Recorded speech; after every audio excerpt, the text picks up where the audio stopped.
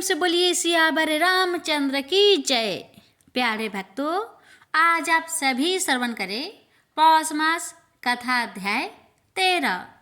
इस अध्याय में आप श्रवण करेंगे माता कैकेयी की कोप की कथा। प्यारे भक्तों, पिछले अध्याय में आप सभी ने श्रवण किया था कि माया के वशीभूत रानी कैकेयी ने अपना श्रृंगार उतार फेंका और दोनों वरदानों की प्राप्ति हेतु दिनहीन बनकर कोप भवन में जा लेटी। अब प्यारे भक्तों, अब आप आगे की कथा श्रवण करेंगे। आपसे हमारी निवेदन है कि इस कथा को पूरा अवश्य सुनिएगा। भगवान राम और माता सीता आप सभी भक्तों की हर कष्टों का हरण करे, हर मनोकामना को पूर्ण करे। इसी मंगल कामना के साथ आगे की कथा हम शुरू करते हैं। जय श्री राम। राजा दशरथ अंतपुर में आए। वहाँ की व्यवस्था भी देखनी थी। अभी रात्रि का प्रथम पहर चल रहा था। प्रातः काल की सभी तैयारियां पूरी करनी थी। वैसे तो कैकेयी यहाँ सब कुछ संभाल लेगी, ऐसा राजा को विश्वास था, परंतु कैकेयी तो कहीं दिखाई ही नहीं देती।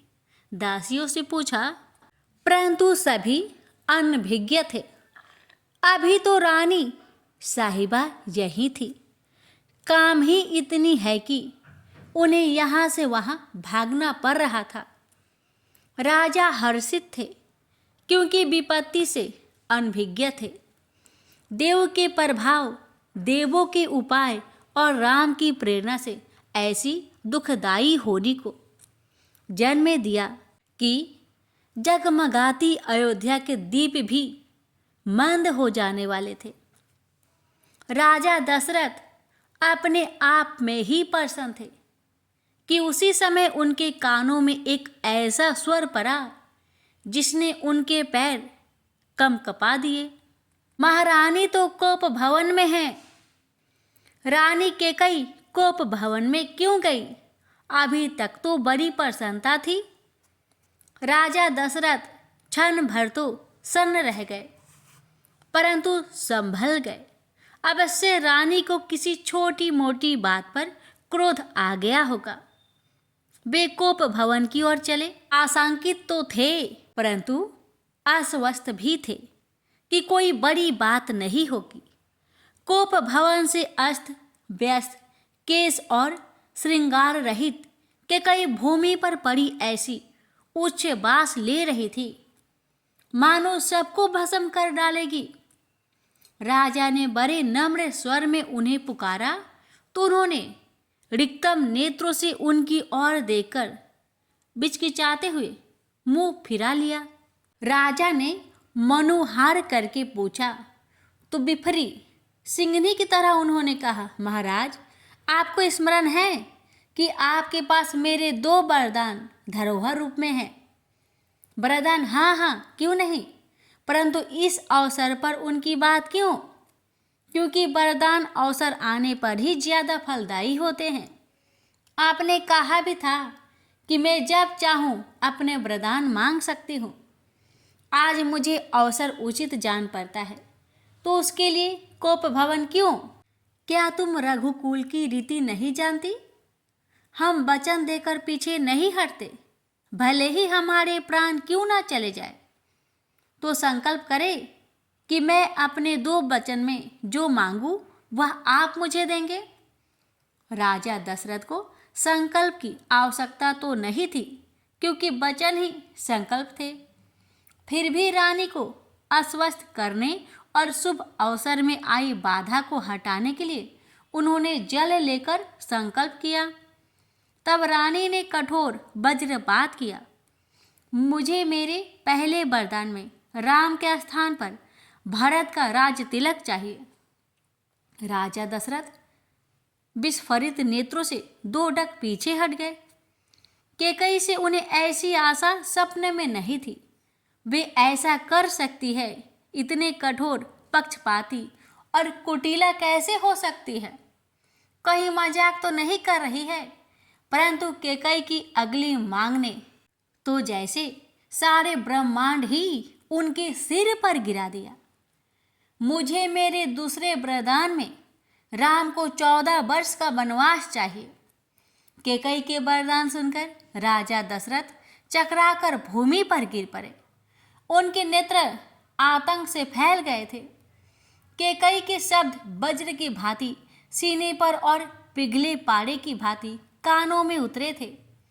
कैकेयी का दृढ़ और भावहीन चेहरा स्पष्ट कह रहा था कि उसने जो कहा है उसमें तनिक भी लापरवाही नहीं। वे जो चाहती है वही कह रही है। फिर भी राजा ने एक बार नरम स्वर में पूछा कि वे ऐसा मजाक क्यों कर रही है। यदि आपको यह मजाक लग रहा है तो वचनहार हो जाइए। राजा दशरथ सन्न रह गए। रघुकुल की प्रसन्नता को अवश्य किसी की नज़र लग गई थी। कैकेयी का यह कठोर व्यवहार अनायास ऐसे ही नहीं हुआ था। कदाचित इसमें देव की कुपित दृष्टि पड़ गई थी। कैकेयी इतनी कुटिल बुद्धि कहाँ थी? अवश्य किसी ने उसे प्रेरणा दी है। राजा ने उसे समझाया, उच्च नीच और कुल की मान मर्यादा याद दिलाई, राम के प्रति उसके स्नेह का स्मरण कराया, परंतु वे टस से मस नहीं हुई। उल्टे नागिन की तरह बल खाकर एक ही बात दोहराई कि या तो वचन पूरा करो या उसके कुल की रीति को बदल डालो। अब राजा रोने लगे। कैसा कुठारा घाट किया था उस भली दिखने वाली कुटिला ने। वे जानती थी कि रघुवंशी वचन नहीं तोड़ सकते। पहर से अधिक समय बीत गया, परंतु कैकेयी अपने निश्चय पर अटल थी। राजा रो पड़े और मूर्छित हो गए।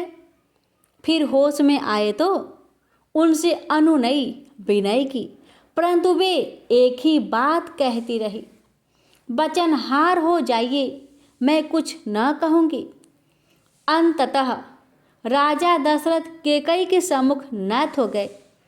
वे हठी रानी के पहले वरदान के रूप में भारत का राज्याभिषेक करने को तैयार हो गए, परंतु हाथ जोड़ के विनय की कि अपने दूसरे कठोर वरदान के स्थान पर कुछ भी मांग लो, परंतु मेरे राम पर ऐसा अत्याचार ना करो। राम राज्य का लोभी नहीं है।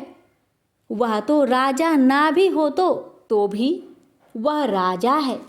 सिंहासन से उसे अनुराग नहीं और पिता के वचन के लिए वह सहर्ष अपने इस अधिकार को त्याग भी देगा, परंतु 14 वर्ष का वनवास कल्पना से ही राजा दशरथ का हृदय कंपयमान हो उठा। वो कैकेयी के पैर पकड़ लेते हैं, परंतु कैकेयी का हठ इतना दृढ़ है कि उन्हें कोई विकल्प भी स्वीकार नहीं। वे और भी कठोर बन गई और अब राजा को बुरी तरह फंसा रही है। होते प्रातु मुनि भेष धरि जो ना राम बन जाहि, मोर मरनु राउर अजस नृपे समुझियो मने माही। महाराज, यदि कल सवेरा होते ही राम ने मुनि भेष धारण करके वन प्रस्थान न किया तो निश्चय ही मैं विष खाकर अपने प्राण त्याग दूंगे। यह उसकी कुटिलता का चरम था। इससे आगे कहने को न कुछ शेष रह गया और न अब राजा दशरथ के होश ठिकाने रहे। वे मूर्छित होकर धरती पर गिर पड़े। चैतन्य होते तो विलाप करके कैकेयी को समझाने लगे, परंतु वे तो पाषाण हृदय हो गई थी। राजा उन्हें अनेक प्रकार से समझाते हैं कि उनके इस हठ से कुल का नाश हो जाएगा, राजा के प्राण चली जाएगी, परंतु उन्हें सब स्वीकार है। राजा समझ गए कि यह बस होनी का प्रभाव है। बात अब कोप भवन तक ही सीमित नहीं रह गई थी। राजमहल में विस्मय, अविश्वास और उत्तेजना भी थी। प्रातःकाल राज तिलक होना था और राजा रानी कोप भवन में शोकाग्रस्त थे। अभी मूल कारण मंथरा के अलावा किसी को नहीं पता। कोप भवन में क्या हो रहा है यह कोई नहीं जानता। नीतिज्ञ मंत्री सुमंत स्थिति को जानने के लिए कोप भवन की ओर गए और राजा की दशा देखकर स्तब्ध रह गए। कैकेयी का भयंकर रूप और राजा की व्याकुलता दशा देखकर सुमंत भी जर हो गए। राजा कुछ कहने की स्थिति में नहीं थे और कैकेयी से पूछने का सुमंत को साहस नहीं हुआ। बड़ी विचित्र परिस्थिति थी। सुमंत ने जब प्रश्न सूचक नेत्रों से रानी की ओर निहारा तो कैकेयी ने रूखे स्वर में कहा, राम को बुलाकर लाओ, क्योंकि इनके चित्त पर वही बैठे हैं। सुमंत इतना तो समझ गए थे कि जो भी हुआ उसमें कैकेयी के उस रूप का कोई न कोई हाथ है। सुमंत वापस बाहर आए तो मंत्रियों ने घेर लिया। सभी प्रश्न कर रहे थे, परंतु अभी सुमंत इतनी शीघ्रता नहीं करते।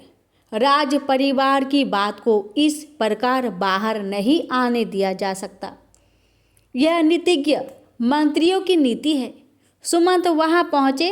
राजा रघुकुल तिलक श्री राम विश्राम कर रहे थे। रात्रि का तीसरा पहर व्यतीत हो गया था। ऐसे में सुमंत का आना अकारण तो नहीं। राम सब जानते थे, क्योंकि सब उनकी ही प्रेरणा के अनुसार हो रहा था। परंतु मनुज लीला भी तो करनी थी। सुमंत का आदर करके पास बैठाया तो मंत्री के नेत्रों से आंसू छलक उठी। राम ने घबराकर कारण पूछा तो सुमंत ने कोप भवन के दृश्य का वर्णन कर दिया। राम तत्काल उनके साथ कोप भवन की ओर चल पड़े। अब महल में चिंता की लहर दौड़ गई। राम कोप भवन में पहुंचे तो कैकेयी पासन बनी बैठी थी और राजा दिनहीन दशा में भूमि पर पड़े थे। राम ने माता कैकेयी से मीठे वचनों में पिता की इस दशा का कारण पूछा तो उन्होंने निर्विकार और स्थिर भाव से सब बताया। सूत सनेहु इति बचनु उठ संकटे परेउ नरेशु सकहुता आयसु धरेहु सिर मेटेहु कठिन कलेसु। राम महाराज पर मेरे 2 वरदान बहुत समय पहले के थे। आज मैंने वे मांग लिए। पहले वरदान में मैं भरत को राज तिलक और दूसरे में तुम्हारे लिए 14 वर्ष का वनवास। तभी से ये सोच विचार में पड़े हैं। ना वचन से हटते हैं और ना तुमसे कुछ कहना स्वीकार करते हैं। इन्हें धर्म संकट ने घेर लिया है। अब यदि तुम कुछ कर सकते हो तो करो और इनका संताप मिटाकर रघुकुल की यशस्वी वचन निर्वाह नीति को अचूछन रखो। कैकेयी के वचन सुनकर सुमंत तो आघात से ही 2 पग पीछे हट गए, परंतु राम मुस्कुराए। वे धैर्य और शील के सागर हैं। वे कुछ और पिता की वचन की रक्षार्थ तो अपने प्राणों का भी त्याग कर सकते हैं। राज्य क्या, उन्हें तो त्रिलोकी का राज्य भी नहीं चाहिए। ऐसा केवल राम कर सकते हैं। सरल सौम्य और मधुर स्वर में राम बोले, हे माता, वह पुत्र बड़ा भाग्यवान होता है जो माता पिता के वचनों का पालन करने वाला हो। विधाता ने मुझे इस योग समझा तो अवश्य इसमें मेरा ही कल्याण होगा। माता पिता स्वप्न में भी संतान का अहित नहीं सोचते। मैं वन गमन हेतु सहस्र तैयार हूँ। राजा दशरथ की मूर्छा दूर हुई और मंत्री सुमंत ने प्रणाम कर उन्हें राम की वहाँ उपस्थिति के बारे में कहा। राजा दशरथ राम की ओर मुड़े और उनके नेत्रों से आंसुओं की धारा बहने लगी। वे इतने शोकाग्रस्त थे कि मुख से शब्द नहीं निकलते, बस रोए जा रहे हैं।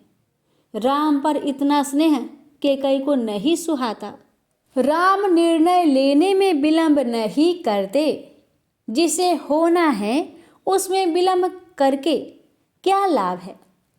राम ने व्याकुल पिता से बड़े ही मधुर स्वर में कहा, इतनी तुच्छ बात के लिए आपने इतना संताप क्यों सहा। ऐसे शुभ समय स्नेह का यह बंधन उचित नहीं है। अतः मुझे आज्ञा दीजिए। 14 वर्ष कोई बड़ी अवधि नहीं है। संत समागम में पता भी ना चलेगा और मैं पुनः आप सभी से आ मिलूंगा। इस धराधाम पर जो पुत्र माता पिता को प्रसन्न रखने के लिए सब प्रयास करते हैं वे बड़भागी होते हैं।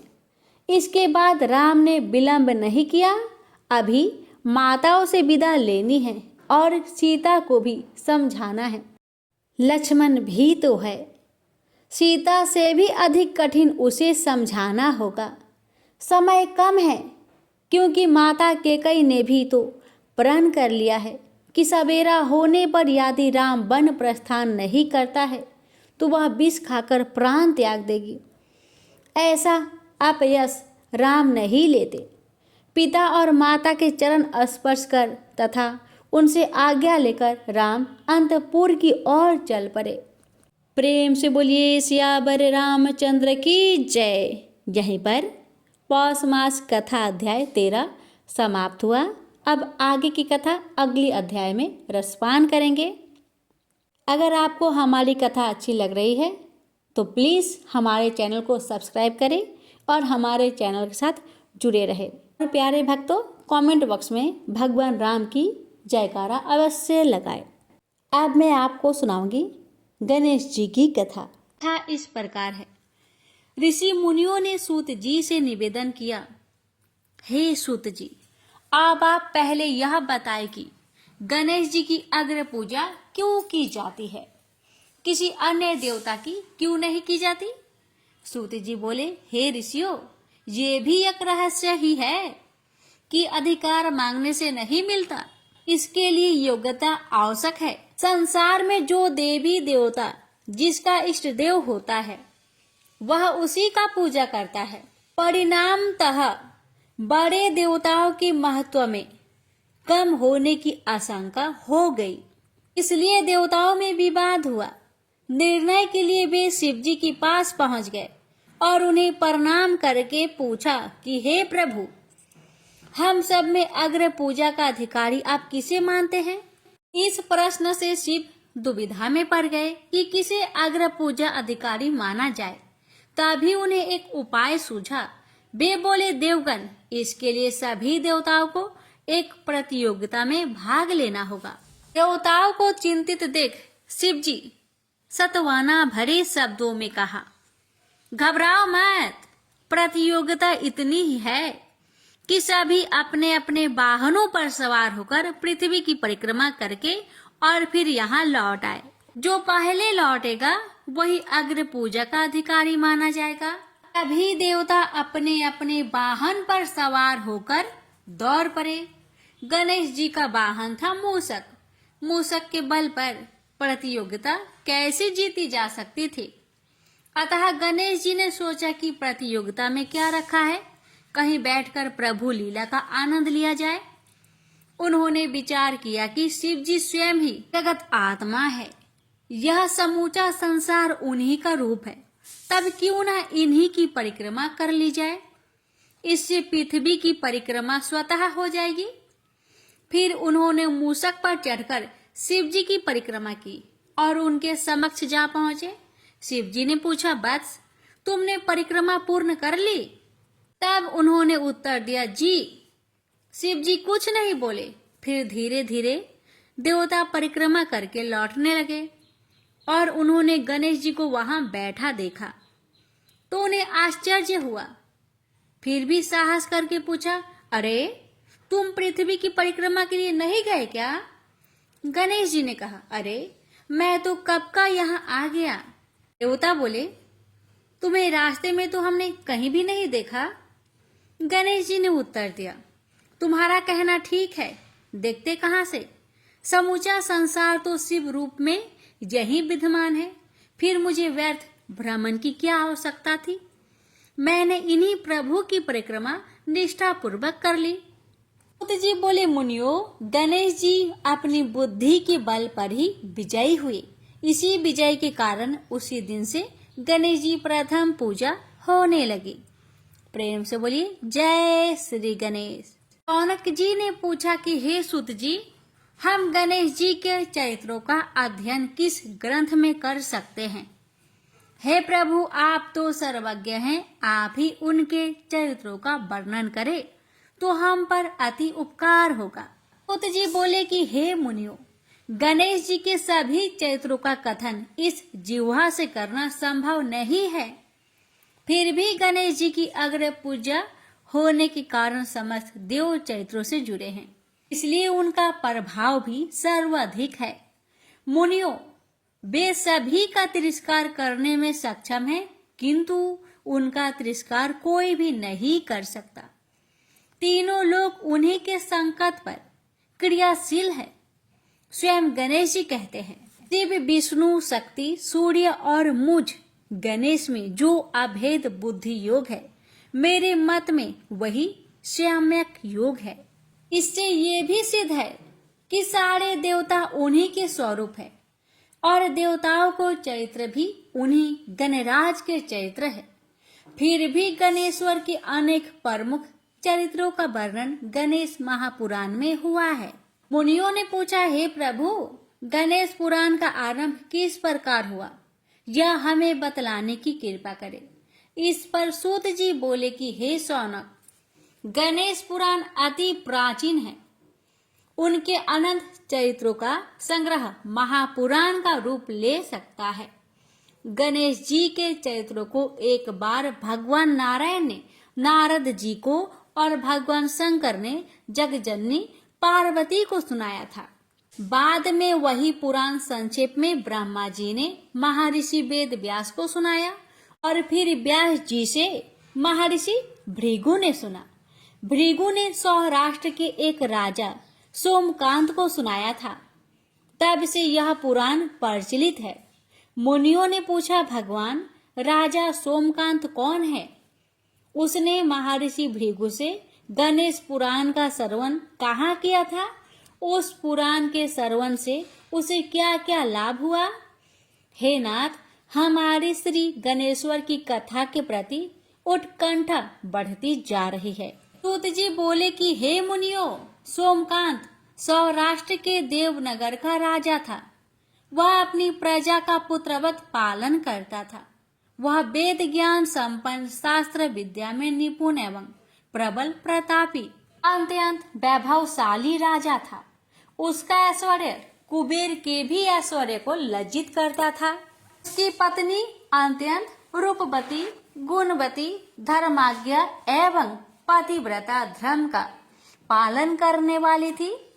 वह सदैव अपने स्वामी की सेवा में तत्पर रहती थी। उसका नाम सुधर्मा था। रानी की भांति ही राजा भी एक पत्नी व्रत का पालन करने लगा था। उसके हेमकांत नाम एक सुंदर पुत्र था। वह भी पिता की भांति होनहार था। इस प्रकार राजा सोमकांत सब तरह से सुखी था। सभी राजगण उसका हार्दिक सम्मान करते थे तथा उसकी श्रेष्ठ कृति भी संसार व्यापी थी। परंतु युवा अवस्था के बाद सोमकांत को कुष्ठ रोग हो गया। अनेक उपचार के बाद भी कोई लाभ नहीं हुआ। जब रोग की अधिक तीव्रता होने लगी और उसका कोई उपाय न हो सका तो राजा ने अमात्याओं को बुलाकर कहा कि सुब्रतो, जाने किस कारण यह रोग मुझे पीड़ित कर रहा है। अवश्य ही यह किसी पूर्व जन्म के पाप का फल होगा। अतः मैं अपना समस्त राजपाट छोड़कर अब वन में वास करूंगा। मेरे पुत्र हेमकांत को आप मेरे समान मानकर राज्य शासन का धर्म पूर्वक संचालन करते रहे। फिर राजा ने शुभ मुहूर्त में पुत्र हेमकांत को राज्य पद अभिषिक्त कर अपनी पत्नी सुधर्मा के साथ निर्जन वन की ओर प्रस्थान किया। प्रजा ने राजा को राज्य की सीमा तक पहुंचाया। प्रजा के नेत्र अश्रुपूरित थे।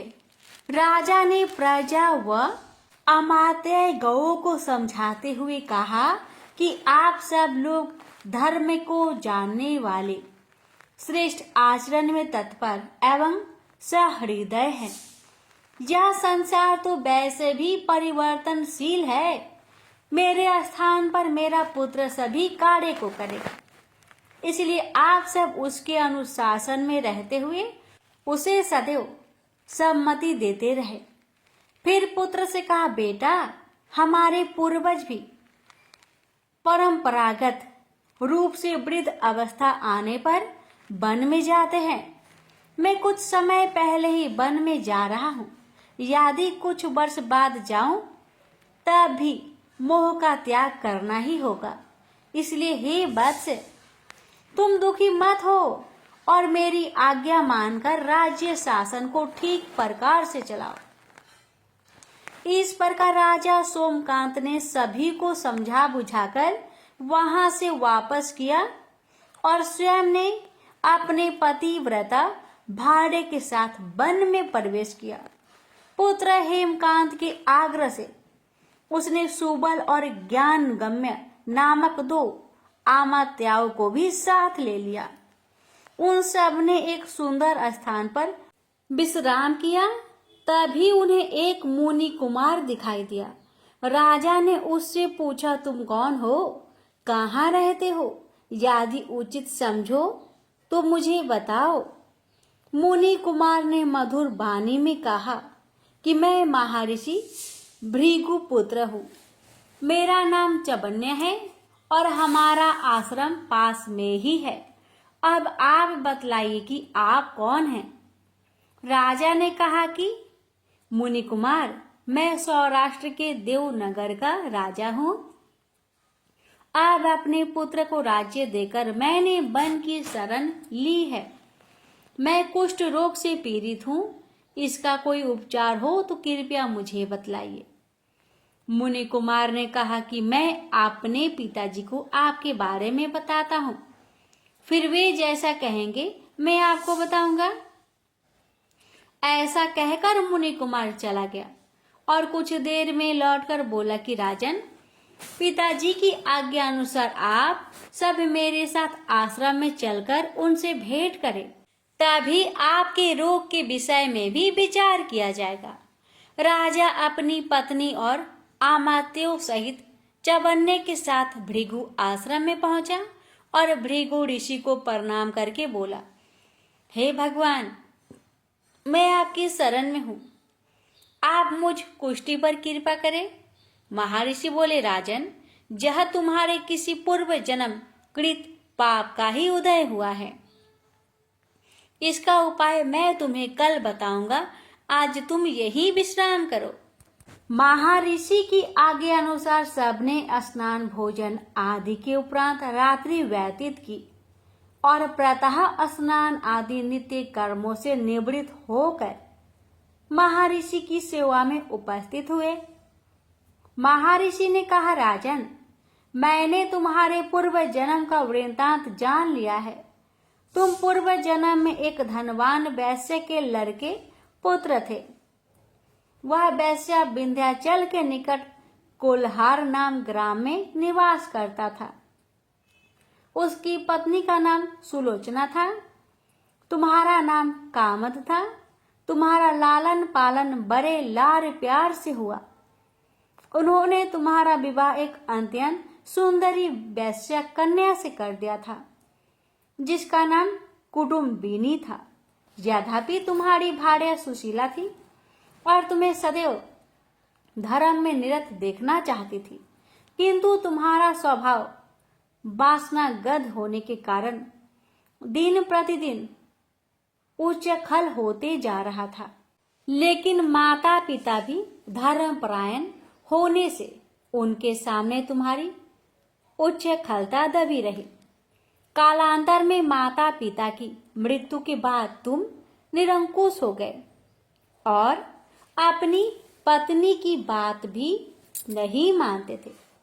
तुम्हें अनाचार में परवृत्त देखकर उसे दुख होता था, लेकिन उसका कुछ बस न चलता था। तुम्हारी उन्मत्ता चरम सीमा पर थी।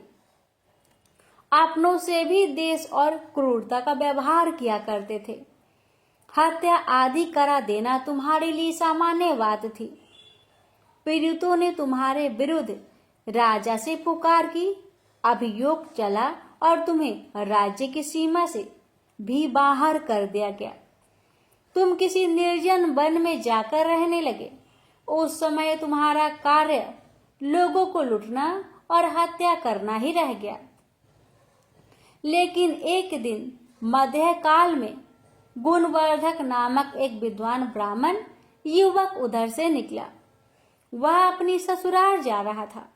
तुमने उस ब्राह्मण युवक को पकड़कर लूट लिया और प्रतिरोध करने पर उसे मारने लगे तो वह चित्कार करने लगा, मुझे मत मार, मुझे मत मार, देखो मेरा दूसरा विवाह हुआ है, मैं पत्नी को लेने के लिए जा रहा हूँ। किंतु तुमने उसकी बात सुनकर भी नहीं सुनी। अंत में मारते समय उसने तुम्हें श्राप दिया, अरे हत्यारे, मेरी हत्या के पाप से तू सहस्त्र कल्प तक घोर नरक भोगेगा। इस प्रकार उस जन्म में तुमने घोर पाप कर्म किए थे, किंतु बुढ़ापे में तुम्हारे साथ जो कुकर्म थे वे भी किनारे कर गए। महर्षि भृगु ने कहा कि राजन, अब तुम निरालंब थे। भूख से पीड़ित रहने के कारण रोगों ने भी घेर लिया था। उधर से कोई भी निकलता तुम्हें घृणा की दृष्टि से देखता और चलता बनता। तब तुम आहार खोजते हुए बड़ी कठिनाई से चलकर एक जीर्ण शीर्ण देवालय में जा पहुंचे। उसमें भगवान गणेश्वर की प्रतिमा विद्यमान थी। तब न जाने किन पुण्य के कारण तुम्हारे मन में गणेश जी के प्रति भक्ति भाव पैदा हुआ। तुम निराहार रहकर उनकी उपासना करने लगे। उससे तुम्हें सब कुछ मिला और रोग भी थोड़ा कम हो गया। राजन, तुमने अपने साथियों की दृष्टि बचाकर बहुत सा धन एक स्थान पर गाड़ दिया। उसी धन को तुमने बाद में देवालय के जीर्णोद्वार में लगा दिया। इस कारण तुम्हारी प्रसिद्धि हुई। फिर यथा समय तुम्हारी मृत्यु हुई। तब यमदूत तुम्हें पकड़कर यमराज के सामने ले गए। यमराज तुमसे बोले, जीव, तुमने पाप और पुण्य दोनों ही किए हैं और दोनों का ही भोग तुम्हें भोगना है। किंतु पहले तुम पाप का फल भोगना चाहते हो या पुण्य का? इसके उत्तर में तुमने प्रथम अपने पुण्य कर्मों के भोग की इच्छा प्रकट की, इसलिए तुम राजकुल में जन्मे हो। पूर्व जन्म में तुमने भगवान गणाध्यक्ष का सुंदर एवं भव्य मंदिर बनवाया था। उसके प्रभाव से तुम्हें सुंदर देह मिली है। इतना कहकर महर्षि भृगु मौन हो गए, क्योंकि उन्होंने देखा कि राजा को इस वृत्तांत पर शंका हो रही थी। तभी महर्षि के शरीर से असंख्य विकराल पंछी उत्पन्न होकर राजा की ओर झपटे और उसके शरीर को पैनी चोट से नोच नोच कर खाने लगे। राजा पीड़ित हो महर्षि भृगु से प्राण रक्षा की प्रार्थना करने लगा। राजा के अर्थ वचन सुनकर महर्षि ने सांत्वना देते हुए कहा, राजन, तुमने मेरे वचनों में शंका की थी और जो मुझे सत्यवादी के कथन में शंका करता है उसे खाने के लिए मेरे शरीर से इसी प्रकार पंछी प्रकट हो जाते हैं, जो कि मेरे हुक्कार करने पर भस्म हो जाया करते हैं। ऐसा कहकर महर्षि ने हुक्कार की तो सभी पंछी भस्म हो गए। राजा श्रद्धा विभूत होकर आश्रुपात करता हुआ बोला, प्रभु, अब आप उस पाप से मुक्त होने का उपाय बतलाए। महर्षि ने कहा, राजन, तुम पर भगवान गणेश्वर की कृपा सहज रूप से है और वे ही सर्वसमर्थ है, इसलिए तुम उनके पाप नाशक चरित्रों का श्रवण करो। गणेश पुराण में उनके प्रथम चरित्रों का भली प्रकार वर्णन हुआ है। अतएव तुम श्रद्धा भक्ति पूर्वक उसी को सुनने में अपने चित्त को लगाओ।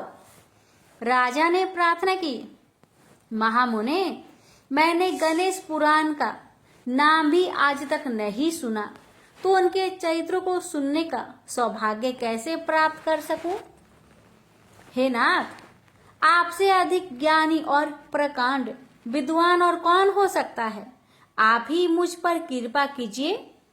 महर्षि ने राजा की दीनता देखकर उसके शरीर पर अपने कमंडल का मंत्रित जल छिड़का। तभी राजा को एक छींक आई और नासिका से काले वर्ण का एक सूक्ष्म पुरुष बाहर निकला। देखते देखते वह बढ़ता चला गया। उसके विकराल रूप को देखकर राजा कुछ भयभीत हुआ, किंतु समस्त आश्रमवासी वहां से भाग गए। वह पुरुष महर्षि के समक्ष हाथ जोड़कर खड़ा हो गया। महर्षि भृगु ने उसकी ओर देखा और कुछ ऊंचे स्वर में बोले, तू कौन है, क्या चाहता है? वह बोला, मैं साक्षात पाप हूँ, समस्त पापियों के शरीर में मेरा निवास है। आपके मंत्रित जल के स्पर्श से मुझे विवश होकर राजा के शरीर से बाहर निकलना पड़ा। अब मुझे बड़ी भूख सता रही है, बताइए क्या खाऊं और कहाँ रहूं? महर्षि बोले, तू उस आम के पेड़ के खाली स्थान में निवास कर और उसी वृक्ष के पत्ते खाकर जीवन निर्वाह कर। यह सुनते ही वह पुरुष आम के वृक्ष के पास पहुंचा तो उसके स्पर्श मात्र से ही वह वृक्ष जलकर भस्म हो गया। फिर जब पाप पुरुष को रहने के लिए कोई स्थान दिखाई न दिया तो वह भी तिरोहित हो गया। महर्षि भृगु बोले, राजन, कालांतर में यह वृक्ष पुनः उसने उसी रूप को धारण करेगा। जब तक यह पुनः उत्पन्न ना हो तब तक मैं तुम्हें गणेश पुराण का श्रवण कराता रहूंगा। पहले तुम पुराण श्रवण के संकल्प के साथ आदिदेव गणेश जी का पूजन करो, तब मैं गणेश पुराण की कथा आरंभ करूंगा। महर्षि के आदेश अनुसार राजा ने पुराण श्रवण का संकल्प किया। उसी समय राजा को अनुभूति हुई, उसकी समस्त पीड़ा दूर हो गई। दृष्टि डाली तो कुष्ठ रोग अब कहीं कोई चिन्ह भी शेष नहीं रह गया था। अपने को पूर्ण रूप से रोग रहित एवं पूर्वतः सुंदर हुआ देख राजा के आश्चर्य की सीमा ना रही और उसने महर्षि के चरण पकड़कर निवेदन किया कि प्रभु, मुझे गणेश पुराण का विस्तार से श्रवण कराइए। महर्षि बोले, राजन, यह गणेश पुराण पाप नाशक व संकट मोचन है। तुम इसका ध्यान पूर्वक श्रवण करो। इसका श्रवण गणपति भक्तों को ही करना चाहिए, अन्य किसी को नहीं। कलयुग में पापों की वृद्धि होगी और लोग कष्ट सहन में असमर्थ एवं अल्पायु होंगे। उनके पाप दूर करने का कोई साधन अवश्य होना चाहिए। इसलिए महर्षि वेद व्यास ने मुझे यह गणेश पुराण सुनाया था। राजन, भगवान गजानन अपने भोले भक्तों को सब कुछ प्रदान करने में समक्ष है। अभिमान रहित प्राणियों पर वे सदैव कृपा करते हैं, किंतु मिथ्याभिमानी किसी को भी नहीं रहने देते। गर्भ होने पर उन्होंने महामहिमा से संपन्न एवं समस्त वेद शास्त्रों के पारंगत भगवान वेद व्यास जी को भी तिरस्कृत कर दिया था। राजा ने आश्चर्य से पूछा, प्रभु, भगवान वेद व्यास जी को तो समस्त दुर्गुणों, दोषों, दुर्बलताओं से परे पूर्ण ज्ञानी और भगवान नारायण के ही अंश अवतार माने जाते हैं। उनमें अभिमान का अभिवार्य कैसे हो गया? कृपा बतलाने का कष्ट करे। महर्षि भृगु ने कहा, राजेंद्र, वेद व्यास जी ने वेद के 4 विभाग कर उनकी पृथक पृथक संहिताएं बना दी, जिससे उनका रहस्य समझना कठिन नहीं रहा। उनके उस अपूर्व कार्य की विद्युत समाज में बड़ी प्रशंसा हुई। इससे उन्हें अभिमान हो गया। फिर उस वेद ज्ञान को अधिक सुलभ करने के उद्देश्य से उन्होंने पुराणों की रचना आरंभ की। महर्षि भृगु बोले कि हे राजन, श्री गणेश जी आदि देव हैं, इसलिए समस्त कार्यों में गणेश जी का प्रथम स्मरण करने की परंपरा अति प्राचीन है। किंतु श्री वेद व्यास जी अपनी पुराण रचना के आरंभ में भगवान गजानन की वंदना करना भूल गए। फलस्वरूप उनकी स्मरण शक्ति क्षीण होने लगी। वे अनेक मुख्य बातों को भूल जाते। बहुत याद करने पर भी अनेक बातों में उन्हें सफलता न मिल पाती। वे की कर्त्या मूढ़ विमुख होकर लोक पितामह ब्रह्मा जी के पास पहुंचे।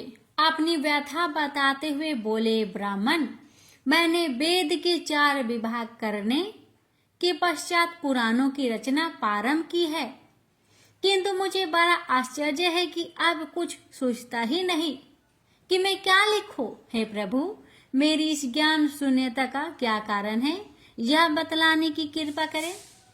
ब्रह्मा जी ध्यान द्वारा जानकर बोले, वत्स व्यास, तुम अपनी विद्या के अभिमान बस भगवान गजानन को भी भूल गए।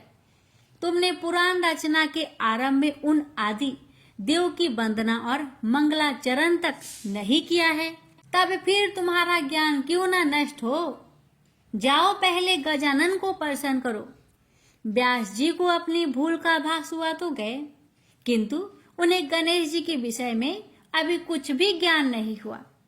इसलिए उन्होंने विनय पूर्वक ब्रह्मा जी से पूछा, प्रभु, मुझे गणेश जी के विषय में कुछ भी ज्ञान नहीं है।